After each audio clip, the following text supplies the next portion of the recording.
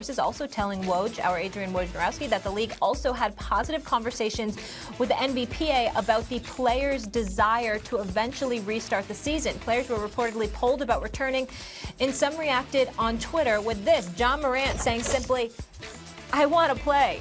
Jared Dudley saying safety's obviously first. Nowhere will be as safe as the NBA compound site they determined, but I don't think players know the effects of not playing, what that does to next year. It's bigger than my team isn't in the playoffs, so who cares? No playoffs, no TV money, new CBA next year. A lot of critical issues and decisions to make. Jay Williams joining us now. Max, we had this conversation a bit earlier, and you didn't get to finish your point. I want to start with you here.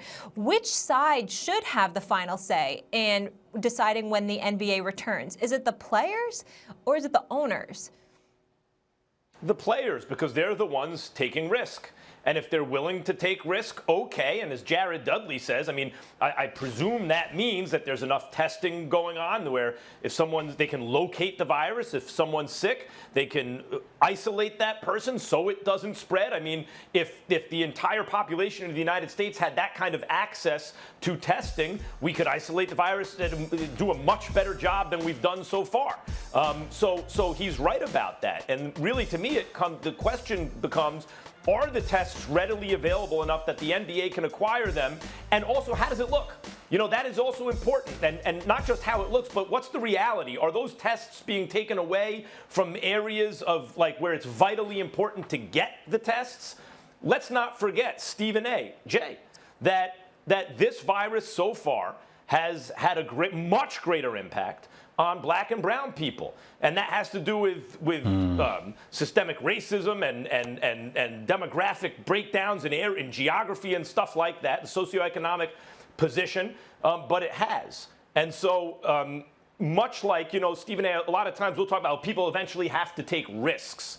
In the general population of the United States, there are moneyed interests, powerful influencers who are, through the media, sending out the message, people got to get back to work and take risks. When I just mentioned who this is affecting most and who is really taking those risks disproportionately, right? Because an alternative solution would be, no, hey, everybody, be safe and stay home except for essential workers for whom we'll make testing readily available, and the government will send you checks, which is what a government is there for on a rainy, it's storming. It's not just rainy day like this. Stephen A., you often say, when white people catch a cold, black people get pneumonia, right? Well, here we are yet again. Now, for the NBA in particular, if they have enough testing and the players want to do it, then okay, I say that's where the power should reside.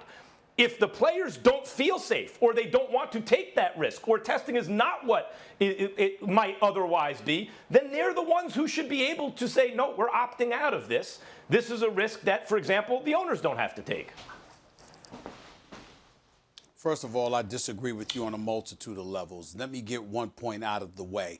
You are absolutely, positively, unequivocally wrong when you say it's the players that's taking risk, as if you get to stop there. In this day and age, with this coronavirus, everybody's at risk. That means the employees that work for the respective teams, that will be in attendance, that have to work at the arena, that have to assist in putting the games on that these players play. They are all at risk. It is not just the players. And oh, by the way, the players' risk isn't greater than those people who are working, who don't make as much money as the players. So let's be very, very clear about that. Their risks are equal. It doesn't exceed the risk that other people working are exposed to. That's number one. Number two, you alluded to players being the essential workers. There are essential workers working in our society all day long, in the medical profession, in the service industry, in sanitation, and beyond. There are people that are still working that are putting themselves at risk every single day. Point number three, the players themselves. I'm not saying they should have no say. Of course they should have some say. They are the players. They are the money, the revenue generators for the sport.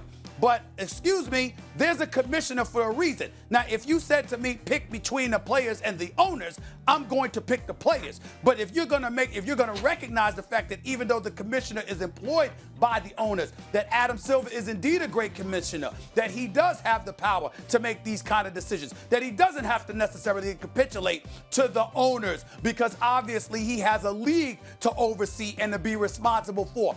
That's what he's there for, to take all things into consideration and make these decisions. You heard what the players have to say, whatever that is. You've heard what the owners have to say, you know what that is. You understand that at least in the league office, there's an excess of 1,000 employees. League-wide, it's probably exceeding the hundreds of thousands, okay? You are the commissioner of the National Basketball Association. It's your responsibility to take all of those things into consideration, especially what the medical professionals advise, and to operate accordingly and make a decision based on that. I am not for the players making the decision because they're not on the same page. You could have 450 plus players, 350 say, damn it, I'm ready to go.